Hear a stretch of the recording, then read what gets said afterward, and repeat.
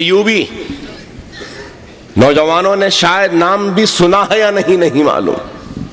صلاح الدین ایوبی بزرگ جانتے ہوں گے کہ عالم اسلام کے بہت بڑے کامیاب حکمران کا نام صلاح الدین ایوبی تھا، جو عرب سے نکل کر یورپ کو تک فتح کر لیا تھا. یورپ اسپین تک، اسپین یورپ میں جو ہے روم تک چلا گیا تھا صلاح الدین ایوبی. ایسا بہادر سپاہی کہ اس سپاہی نے کئی برس کے بعد بیت المقدس کو صلیب کے ماننے والوں سے آزاد بھی کروایا تھا، فتح کی تھی بیت المقدس کو. ان کا نام صلاح الدین ایوبی.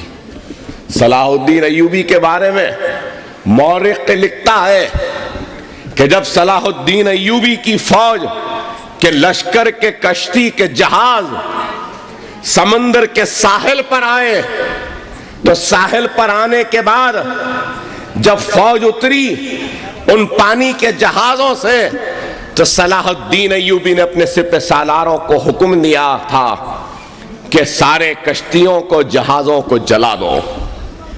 جب فوج نے پوچھا کہ اے صلاح الدین ایوبی کیوں حکم دے رہے ہو تم ان جہازوں کو جلانے کا، تو صلاح الدین ایوبی کہتے ہیں کہ میں اپنی فوج کو یہ پیغام دینا چاہ رہا ہوں کہ تمہارے پاس دو چیزیں نہیں ہیں، تمہارے پاس ایک ہی چیز ہے.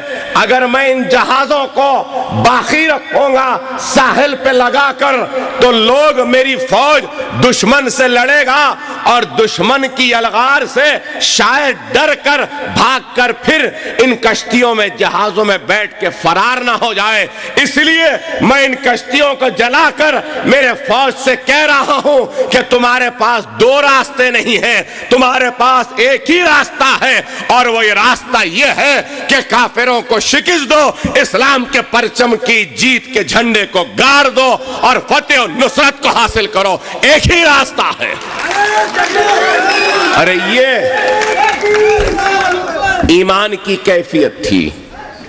نوجوانوں شاید آپ نہیں جانتے، صلاح الدین ایوبی بیت المقدس کو قبضہ کرنے کے بعد جتنے یہ چرچز ہیں آپ دیکھتے ہیں کہ فادر بردر سفید جھبا پہنتے ہیں.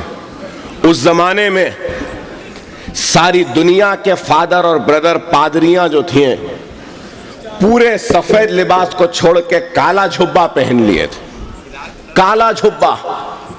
جب دنیا پوچھنے لگی کہ اے فادر آپ کالا جھبا کیوں پہنے، تو ان فادروں نے جواب دیا کہ صلاح الدین ایوبی اور اسلام کے ہاتھ میں بیت المقدس کے جانے کا ہم غم منا رہے ہیں.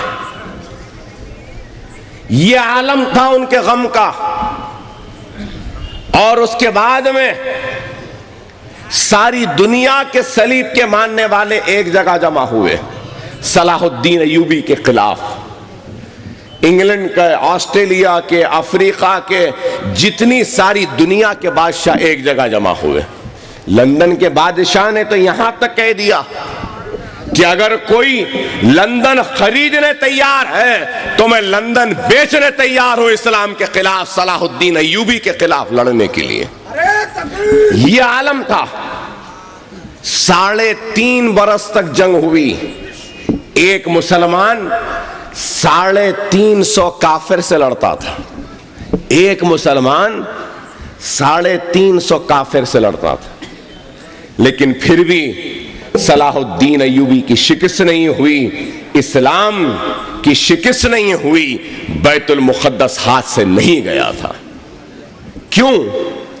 اس وجہ سے کہ مسلمان کا ایمان مضبوط تھا. مسلمان کا ایمان مضبوط تھا. وہ لا الہ الا اللہ محمد رسول اللہ کلمے کی طاقت سے واقف تھا. حضور صلی اللہ علیہ وسلم حدیث شریف میں ارشاد فرماتے ہیں کہ اگر کوئی مومن سچے دل سے، صدقے دل سے لا الہ الا اللہ محمد رسول اللہ کلمہ پڑھ لے تو وہ کلمہ پڑھتے پڑھتے سمندر کو پار کر سکتا ہے. سمندر کو پار کر سکتا ہے. اتنی بڑی طاقت ہے کلمے میں.